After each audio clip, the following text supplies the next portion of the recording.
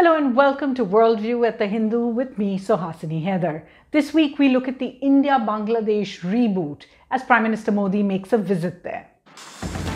मेरी उम्र 20-22 साल रही होगी जब मैंने और मेरे कई साथियों ने बांग्लादेश के लोगों की आजादी के लिए सत्याग्रह किया था.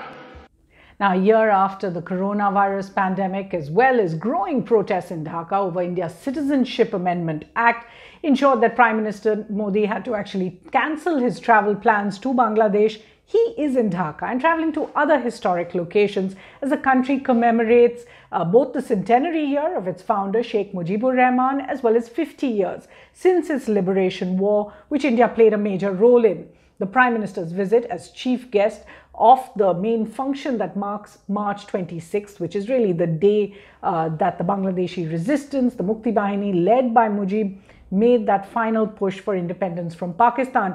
It's an important honor for India and showcases the ties between them. However, those ties have seen many ups and downs, and including an estrangement between the two countries during military rule there in the 1980s and part of the 1990s, all the way, in fact, up to 2008, when Sheikh Hasina, daughter of Mujibur Rahman, was elected Prime Minister for the second time that time. During the next few years, we saw India and Bangladesh first reboot, if you like. It came about due to the crackdown by Prime Minister Hasina on anti-Indian terror camps, as well as on organizations based there, which had been a major thorn in ties between the two countries. Bangladesh was seen as a major threat at the time. She also handed over more than 20 of India's most wanted at the time. Since then, what we have seen is relations between the two countries have really grown year upon year. And take a look at some of those figures. Today, Bangladesh is India's biggest development partners, at least 3 lines of credit totaling $8 billion from India. And there are other loans, other development aid as well. Bangladesh is also India's biggest trading partner in the subcontinent at about $10 billion, skewed in India's favor at present. With more than 2.5 million visitors, Bangladesh is also the largest source of tourists or visitors to India. What we have seen is that India has made its biggest visa facility anywhere in the world in Dhaka. In the past year, Bangladesh was also the biggest recipient of coronavirus vaccines from India, about 9 million thus far. Now, in addition, there are a number of connectivity projects between them that have either been completed or are underway.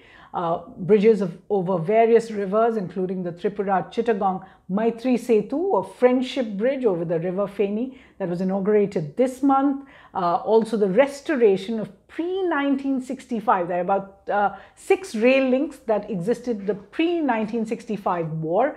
Those are being restored by India as well as by Bangladesh. We've seen a lot more port-to-port connectivity from the Mongla port in Bangladesh, as well as, of course, Chittagong and ports in India, and an intra-riverine network that now is being channelized in order to take both passengers as well as ferry cargo. Ties between the countries are both, in that sense, historic as well as futuristic. And according to Foreign Secretary Harsh Shringla, who briefed the media this week, better than ever before.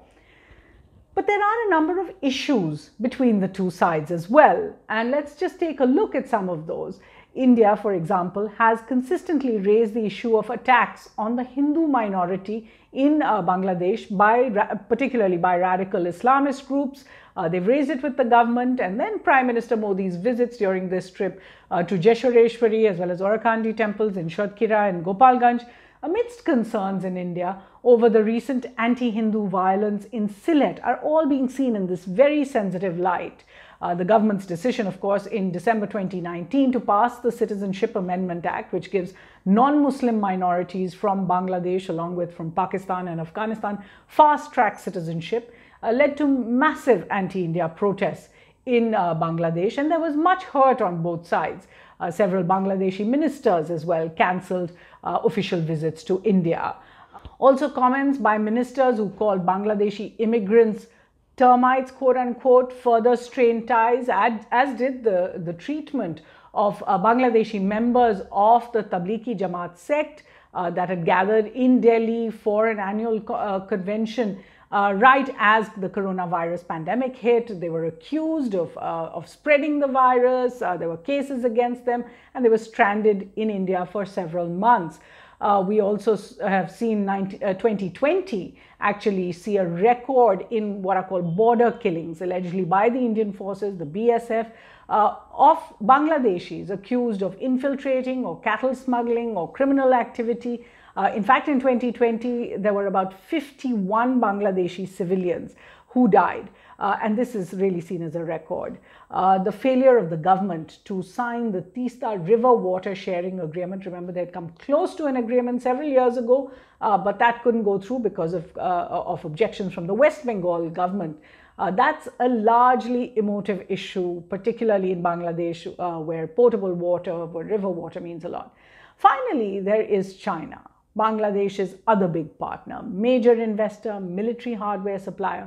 All of that causes some concerns in Delhi. At present, Bangladesh is a part of the Chinese Belt and Road Initiative, with promises when President Xi Jinping visited Dhaka in 2016 of about $40 billion in projects over the next few years. China has also waived tariffs for 97% of the Bangladeshi-China trade between them, and it continues to push for better military-to-military ties. In fact, Bangladesh's foreign minister, who was asked a short while ago, said that his government balances its ties with both India and China. While Prime Minister Modi's visit to Dhaka, his first visit abroad after the coronavirus pandemic hit, is expected to press that very positive reset button in ties. It must be acknowledged that bilateral relations may be built with bricks and mortar, infrastructure and otherwise. But in the case of India and Bangladesh, with deep history between them, they're also built on a base of sentiments. And that's where many of the problems lie. Now, we do have several book recommendations for you, particularly about history as well as the liberation war itself. There's Srinath Raghavan's 1971, A Global History of the Creation of Bangladesh. It's about the diplomacy of the time, as well as 1971, A People's History. That's by Anam Zakaria, talking about the impact on people in India, Pakistan, and Bangladesh.